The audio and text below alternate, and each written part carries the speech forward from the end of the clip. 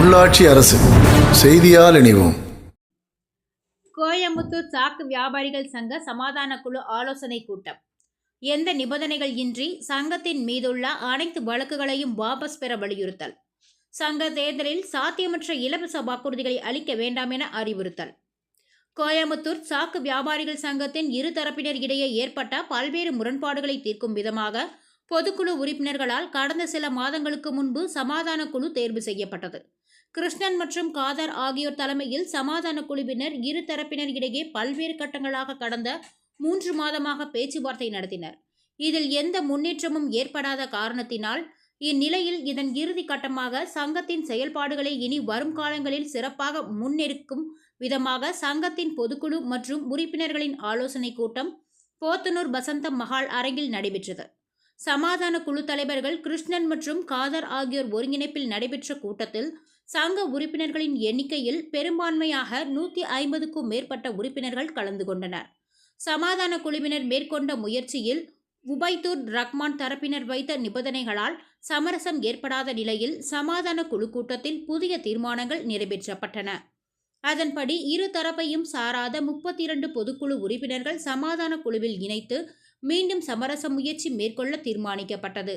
உபைதுர் ரஹ்மான் தலைமையிலான நிர்வாகத்தின் பதவிக்காலம் கடந்த 2024ஆம் ஆண்டு டிசம்பர் 25ஆம் தேதியோடு முடிவடைந்து இருப்பதால் இனி புதிதாக தேர்வு செய்யப்படும் நிர்வாகம் பெரும்பான்மை பொதுக்குழு உறுப்பினர்கள் எடுக்கும் முடிவுகளுக்கு முழுமையாக கட்டுப்பட வேண்டும். சங்க தேர்தலில் வெற்றி பெற சாத்தியமற்ற வாக்குறுதிகளை அளிக்கக்கூடாது.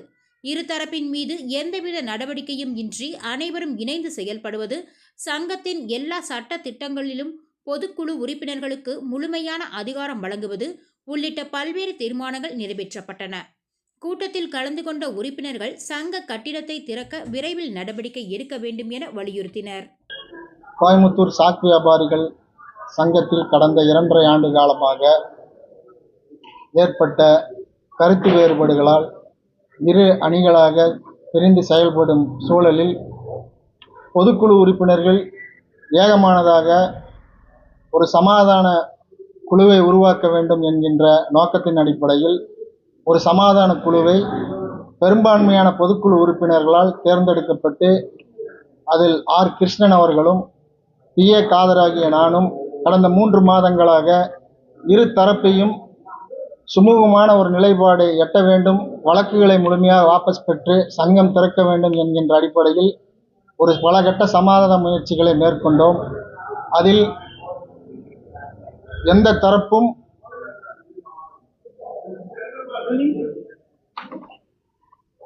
இரு தரப்பும் ஒரு சில விஷயங்களில் காம்ப்ரமைசேஷன் செய்தாலும் சமரசம் ஏற்பட்டாலும் ஒரு தரப்பினர் முழுமையாக சமரசத்திற்கு வராத காரணத்தினால் அடுத்த கட்டமாக பொதுக்குழு உறுப்பினர்களை அழைத்து ஒரு ஆலோசனை கூட்டம் நடத்தலாம் என்று முடிவு செய்த அடிப்படையில் இன்று 29ஆம் தேதி போத்தனூர் மெயின் ரோட்டில் உள்ள வசந்த மாலில் வைத்து பெரும்பான்மை பொதுக்குழு உறுப்பினர்களின் ஆதரவோடு மீண்டும் எங்களை சமாதான குழுவின் உறுப்பினர்களாக முழுமையாக பணி செய்ய ஏகமானதாக ஆதரவளித்துள்ளார்கள்.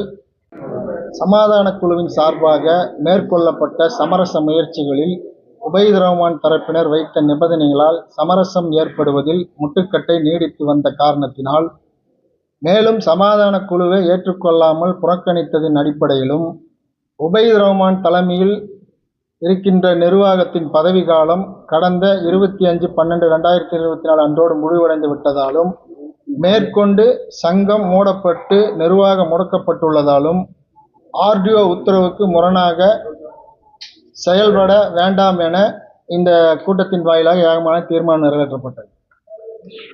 கூட்டத்தில் மீண்டும் ஒரு சமாதான குழுவை 30 பேர் கொண்ட நபர்களால் தேர்ந்தெடுக்கப்பட்டு மீண்டும் ஒரு முறை இரு தரப்பினரோடும் பேச்சுவார்த்தை நடத்தி சங்கத்தை திறப்பதற்கு எந்த நிபந்தனையும் இல்லாமல் முன்வர ஏகமானதாக இந்த கூட்டத்தின் வாயிலாக கேட்டுக்கொள்ளப்பட்டது.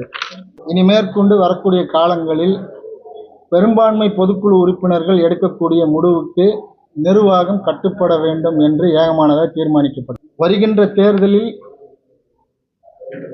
வெற்றி பெறக்கூடிய நிர்வாகம் கடந்த கால தவறுகளை சீர் செய்யும் விதமாக சங்கத்தின் பைலா உட்பட அனைத்து நடவடிக்கைகளையும் மேற்கொள்ள வேண்டுமென இக்கூட்டத்தில் ஏகமனதாக முடிவு செய்யப்பட்டது. தேர்தலில் வெற்றி பெற வேண்டும் என்ற நோக்கத்திற்காக சங்கத்தின் பொருளாதார நிலைகளை கருத்தில் கொள்ளாமல் சாத்தியமற்ற இலவச வாக்குறுதிகளை அளிக்கக்கூடாது என ஏகமனதாக இந்த கூட்டத்தின் வாயிலாக தீர்மானிக்கப்பட்டது.